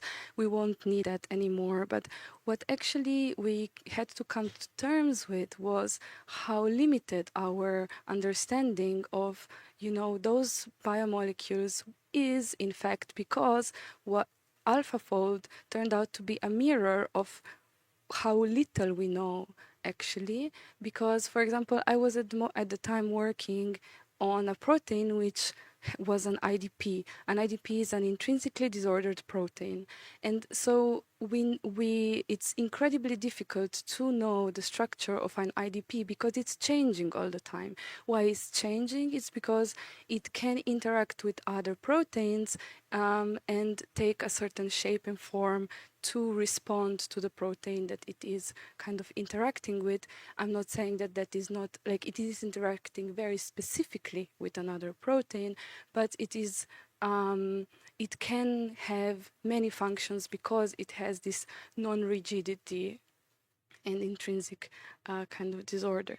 And so basically all of the proteins that we have right now, or like most of them, in the protein database, which is the database that taught AlphaFold how proteins fold, are proteins that have very specific structures, and that are mostly like kinases, for example. So those proteins are the ones that taught us how proteins are supposedly structured, but now we know that there is a whole other somehow realm of proteins that we know very little about, because they don't follow the kind of norms that we were somehow so convinced about until AlphaFold showed us otherwise. So maybe what I started thinking about in the time when this happened was how limited we are in our representation of organisms, in kind of imposing this limiting ways of description that don't allow for movement or any kind of change to be, because the way that we represent, or the way that we kind of are able to maybe learn or understand anything about the organisms is mainly through optics, is mainly through taking a picture, is mainly through like, a very kind of a cut, in a way. I'm not saying that a cut is always reductive, but in a way, this is like a very strong limit that we have in structural biology specifically. So I was just thinking, like, what do you think about it? Because well, a former postdoc of mine is doing the kind of work you're doing also, and she exactly reacted like you. Let's say, very briefly, we have to oppose those myths of stereospecificity, which was beautifully formalized by Monod, of macromolecules. We have to oppose the fact that macromolecular interaction are stochastic, must be given in probabilities, and these probabilities depend on the context. Would you agree? So, macromolecular interactions are stochastic, must be given in probabilities, and these probabilities depend on the context. You agree? Yeah, that's the point. I mean, that's the whole point. I mean, so AlphaFold may help to show this by negative, by saying where it doesn't work. So it's been a fantastic tool. My former postdoc claims that it's a magnifying lens of our mistakes. So really, it does provide an insight and how we should depart or something that is ruling. But mind, I'm not sure you're going for long having fun if you keep thinking that way. Why?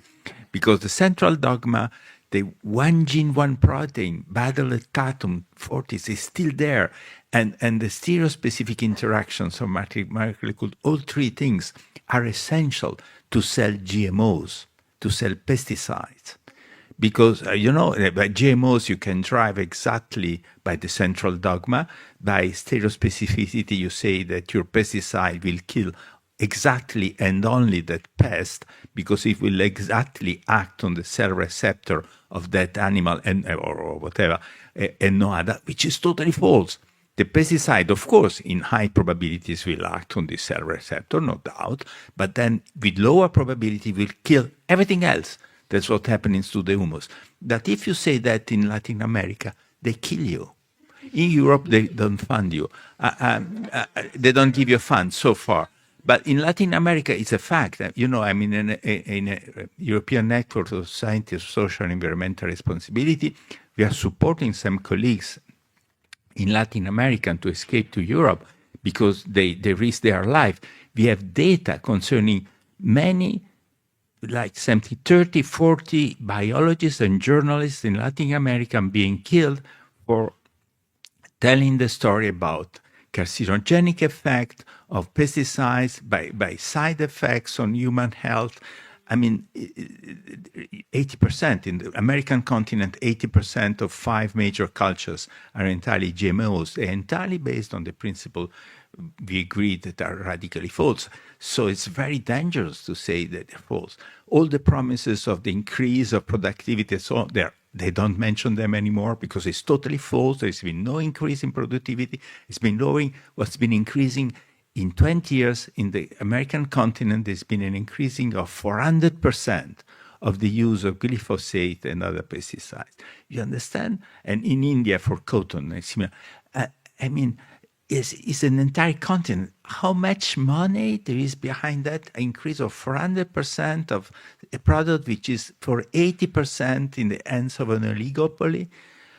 What we do, however, is that we sell to Latin America 9 pesticides that are forbidden in Europe as acknowledged carcinogens.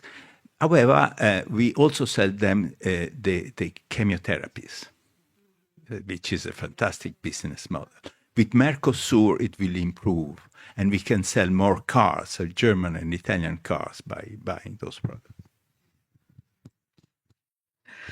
Okay, I want to tend to the language part of the question, which is very important.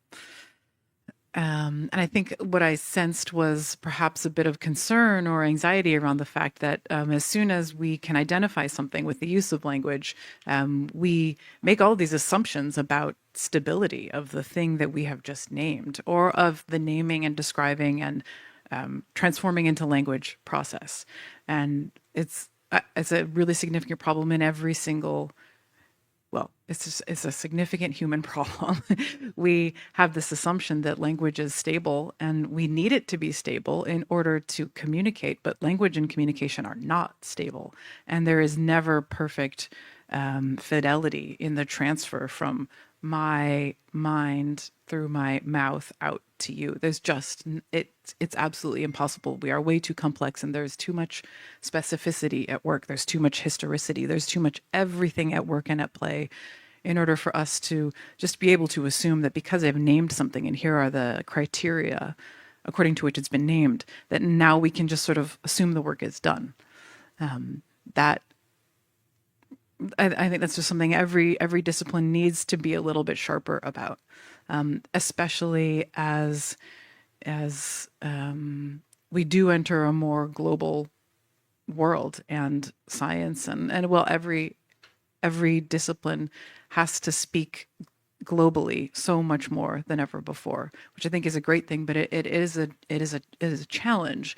And as a student of Heraclitus, I think it requires a very strongly playful nature and an understanding that all is flux and all is flow, and there is capture, there is containment, but it's momentary, and the grounding is always going to be arbitrary, right? You described that moment where you got to a question and you realized there were 25 other questions that needed to be asked because of it. That sort of moment of the fractalization, that's tapping into the all is flux, all is flow nature of everything. And we do need the grounding, arbitrary as it may be, we need it, but we also need to be able to say, this is arbitrary grounding, and it will change and it must change. And as the kind of person who can get to that point and say, the ground has just fallen away, that's where you're needed, because you can see everything that has been used to describe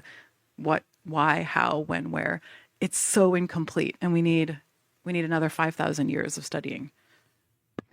I think I was just thinking about the limitations of the formalization of language through which science had to go, and on which it relies since centuries to kind of build this knowledge. We make the last two questions because at a certain point we have to go out here because I have to close the building. So it's you. Quick historical footnote here is that question about structural biologists actually figuring out that how little they actually understand after they start using AlphaFold and so forth. It is exactly the same sort of thing that happened after they sequenced the human genome, right? Is that they realized how very little that they actually understood, and it's like, oh my God, we thought this was going to be the holy grail, and actually we understand we know so little.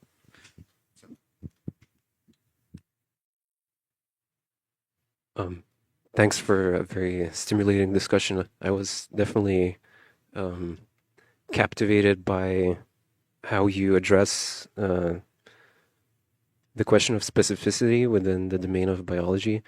And in fact, the question that I would like to ask comes from a kind of philosophical standpoint. And quite a bit of things were addressed on the epistemological level, on what kind of epistemology should we construct in order to approach biology, and how we challenge the previous frameworks in epistemology. But I'm actually interested then, and that was mentioned several times, especially in Adam's presentation, is the ontological dimension. So I think one interesting ontological question within the domain of philosophy of biology is something that is otherwise a kind of an archaic and outdated concept, is the question of teleology, or perhaps we could say goal-oriented behavior. And there's also, I know that some scholars within the kind of proximity to the research that you do, they also talk about the biological autonomy. So my question is, how would you present the concept of teleology in the context of biology? And I'm asking this because I get it that this is not what Aristotle talks about when he talks about teleology in the sense of entelechy, in this kind of like essentialist interaction between form and essence. But then when we fast forward to what you spoke about information, again, in the word information, there still is the element of form. And so does your ontological notion of teleology presuppose still some kind of form, or is it radical materiality? Because as you mentioned, the singularity is in the materiality that is not reducible to the kind of iteration and its sequencing. Yeah, I think that would be my question. And obviously then how at some point does the radical materiality of life step into the level of intelligence? How would you, but that's kind of a sort of hardcore question that I'm not expecting you to answer. But at least the question of teleology. Yeah. Thanks. Thanks. I guess I'll take that. That's probably a question for everybody, but I'll just take that because you mentioned me right away. I mean, this is I didn't talk about teleology, but it actually gets to the heart of a talk I'm giving for Giuseppe's group in a couple days. Practice, yes.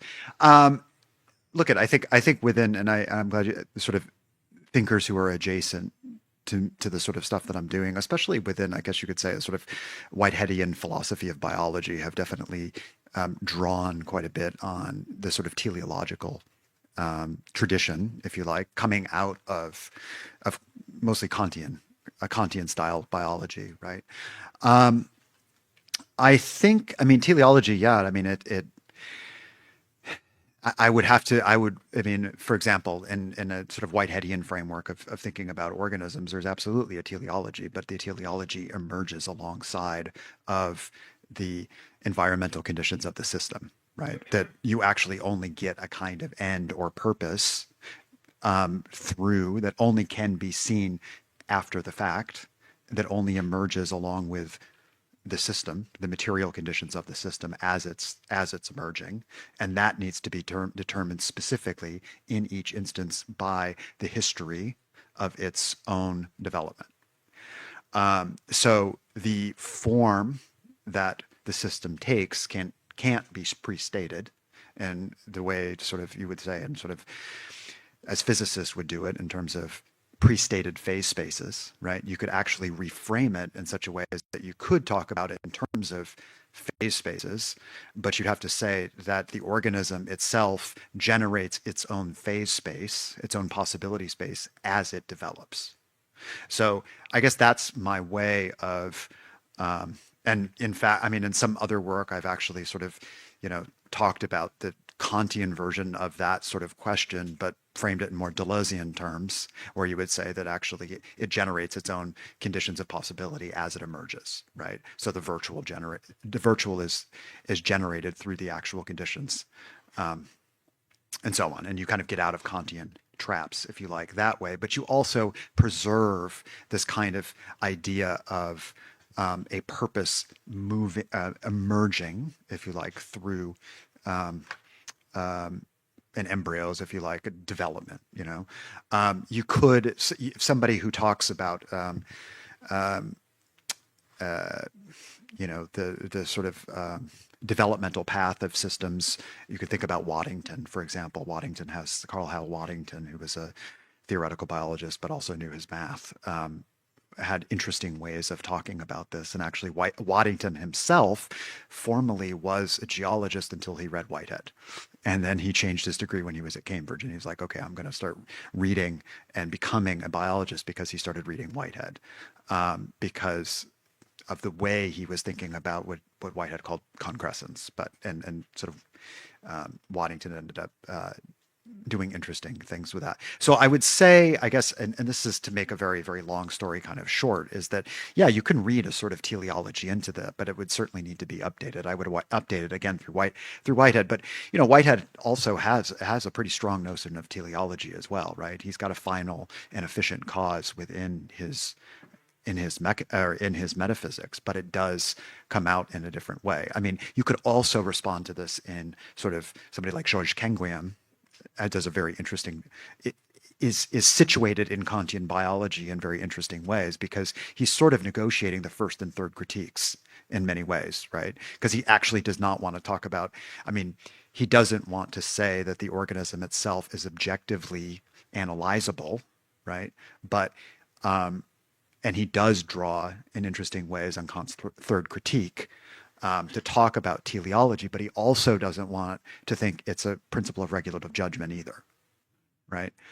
So I would say, bingo, you got nailed, you hit the nail on that, or yeah, hit a nail on the head. Sorry, I'm tired, I'm jet lagged, but my idioms are messed up. But I would say that you'd have to work through Kantian biology in a very specific way to come out on the other side and try to understand a notion of teleology that's kind of meaningful, that is also very resonant with what Giuseppe is saying about the radical materiality of life. So that's how I would answer that. I suppose I can say something a little bit general, and maybe it speaks to the epistemic dimensions of the question. Let's see, this is emerging. I want to say that teleological assumptions or claims, teleological claims often are really revealing, really revealing of a whole number of assumptions that have yet to be sort of brought up to the level of really clear and precise thinking. I think of an example, like when I have students who are like, the goal of my writing process is to have a book, and I will know that I have achieved the thing I need to achieve in my life when I have a book and it's an object in my hand. It's sort of like the acorn and the oak tree. It's really just a question of time and scale. The oak tree is not the final form.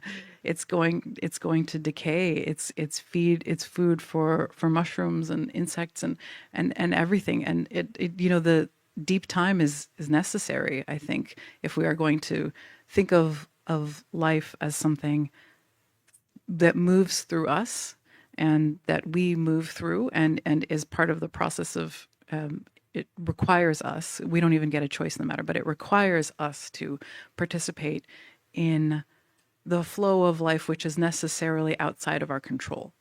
We have a minute amount of control, and we can exercise it, and we ought to. We should use our agency, but there is so little control. And so, I think of epistemology as a very important ethical stance to take, to ask very serious questions about, how do I know this? How do I know that I know this? It's just the Socratic method, right? It's It's really nothing more sophisticated than that. But even that asking, the more you ask, the more you ask, the more you ask, the more it reveals what can't be controlled and how assumptions about just general teleological assumptions, they're deeply revealing. Yeah, I think that's probably all I want to say for now.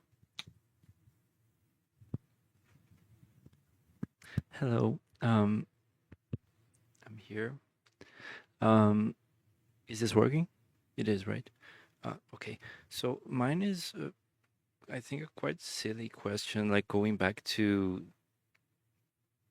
something that I think was quite central, and also like I really appreciate how all of this like really complex kind of material was expressed in a very accessible way. But then I wanted to sort of try to further understand, like to see if I'm understanding this correctly, or I think probably there's something that I'm not getting, because it sort of like surprised me how, especially like current AI was sort of put in the domain of exactitude, of sort of code exactitude, in contrast to the unpredictability and inventiveness and non-repeatability of living processes, because in my sort of superficial understanding, this sort of new generation of AI appears to me as this kind of precisely like hot and like uncertain thing, as opposed to like good old-fashioned AI, which was indeed this kind of like strictly calculative cold technique, even in the sense that, I mean, this is something that I haven't studied. I've seen it as sort of like technology news, but it came to my attention the idea that people were considering recovering analog computing in order to do these kinds of like neural network type AIs, precisely because they are not about getting everything exactly right. Like I mean, even when you are using like a chatbot, if you ask the same question again, it's not going to answer exactly the same thing, and it really doesn't matter, because it's not it is about being an approximation, right, and not about being like nailing something down. So I wanted to understand why, like, because I think like a big, even like political background of the discussion was that there is this kind of like exact and cold politics to these technologies, as opposed to a politics of living organisms, and I wanted to understand how this relates also to the radical materiality of life. I think this is very interesting to me, but at the same time, it's sort of also perplexing, because okay, it's not substract independent, right? It's a process that we only know in this version that is sort of singular, and then okay, when something becomes substract independent, it through digital and all that, it's sort of like an ontological almost maybe difference. But if we go, for example, to Simondon maybe, or to like recent Whiteheadian, Deleuzian, etc., visions of technical objects, I have the impression that often they are seen as also inhabiting. Sorry, yeah. Okay, I'm going to conclude. Yeah, also inhabiting this domain of this. Because like there was also this general definition of life as change plus the exclusion of the incompatible, right? So like there is the singularity of life, but there's also this like, couldn't we have potentially, or don't we have machines that also operate in terms of change plus exclusion of incompatibility of the incompatible, and then could we speak of technologies that have these properties? That's my question. Sorry. Thank you. Yeah, analog computing. Whenever Bush in 1931 had an analog integrator, so they were computing by, for example, the integral was computed by developing a surface. So it was in continuous deformation that allowed to compute. It was a tentative. It's more marginalized later after World War II, even though he was very powerful scientist and politician. I think because many thought that discrete computing is more effective, but perhaps also for philosophical reasons. There was an hegemony since the beginning of the 20th century, arithmetic, number theory, as the foundation of mathematics. So number theory, arithmetic, these are logical arithmetical machine, was at the core of the machine. So I'm not sure whether the analog computing was disregarded because of less efficiency or for philosophical foundational bias. That's, now, of course, they need it. They have to reinvent it. Why not? It may be an excellent idea. I have no idea which could be the technical path. As for the radical materiality, yes, I insist about the matter that is at the core of life. Again, these are not definitions of life. When I propose principles referring to Darwin proposed them first, most clearly, they are not a characterization. They are just some robust properties. So whether you can invent a system that we invent a system that follows more this principle, why not? Of course, the challenge, as I said before, is that at the origin of meaning, there is the formation of an embryo.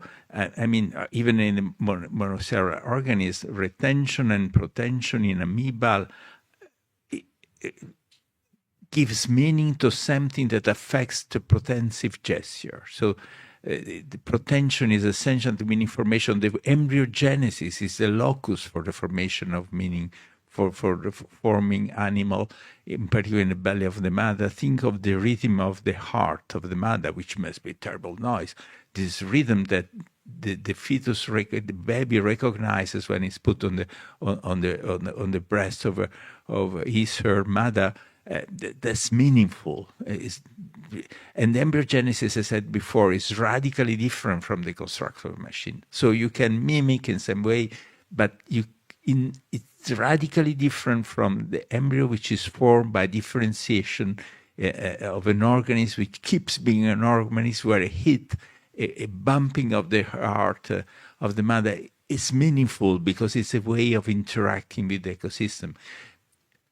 A machine is composed by pieces, elementary and simple. You put them together until it doesn't function. There is nothing which resembles meaning. Again, the egg is already a subject of meaningful movement, reproduction, and so on. So that's the abyss between an artifact and a machine. We can do better if we know these things. For typically, I agree with you. Want to respond really quickly to this, and I know we're running out of time as Frank's probably trying to get us out of here. This idea of the neural network and specifically around approximation, right? And we're talking about bots and they change every time and so on, right? And I think that's a really important point. I think one of the things though that really needs to be discussed is how it is, for example, computer scientists talk about neural networks and their operations versus the way philosophers talk about sometimes neural networks and their operations. When computer scientists talk about, I sit around the table all the time in faculty meetings with computer scientists, and they're talking about what counts as success, right? What counts as success? Well, you have a neural network that doesn't actually, we use neural networks instead of, for example, traditional computing methods because we have really complex functions, right? Functions that are not totally known. The structure of what we're trying to learn. I mean, if we knew the function in advance, we don't have to learn. We don't need to have learning machines, for instance. And that's why we use neural networks. But we know what counts as success, and we can actually measure how successful we are at approximating a specific function, right? So what I'm trying to get at is the idea that basically in the background, there is the presumption that a function can be learned or approximated to an arbitrary degree of success. And in high stakes situations, this matters, right? If you're talking about in medical research or in diagnosis, right? You don't want a neural network sometimes gets it right, and that we're suspecting that, there's a high probability that it's actually getting wrong, but we're going to actually base decisions on this, right? That we actually want this thing to have learned something that it could generalize reasonably well, that it's not overfitting and just optimizing. It optimizes itself really well. It actually can generalize to new instances, and it detects these patterns, not because it's overfitting, but because it's actually learned something. It's learned something about the function. Okay. So what you still have is the assumption, the operative assumption that the function exists out in the world. The world is discrete. The world is made up of inputs and outputs that are computable, that have mappings, and that we have a machine that can learn them eventually. And I think that's what I'm trying to get at. And what happens when we're dealing with complex phenomena and we can't think about the world in those terms? We have to start thinking about our machines differently and what they do. So I mean, you're right. And like sort of, I wish we had more time to sort of flesh this out, because I think this is really important. And this is important to sort of shift how we think about what these machines are doing. Super quickly. Just because it's hot and chaotic in its current iteration, that doesn't necessarily make it living. We know that. But I think the more pressing political question to ask, or ethical question to ask, is what is being done with it? How is it training us? We know that everything we make and create trains us as much as we train it. There's always this co-creative process. What is it being used for? Actually, what is it doing? Is it de-skilling thousands and thousands and thousands of people? Yes. Are there in fact 5 or 6 men who are using the capturing of energy and the de-skilling of workers in order to build their bunkers and starve us out of life? Yeah. So, I mean, I just like that's, we will never exactly know what it is, right? Like everything we make and everything we do and everything we are, we'll never really know exactly what it is, but how it's put to use, how it trains us, how we train it, and the results is just the thing I think we have to pay very, very close attention to right now. I think that's a fantastic way to close. So thank you, everybody, for joining us. Thank you, Giuseppe.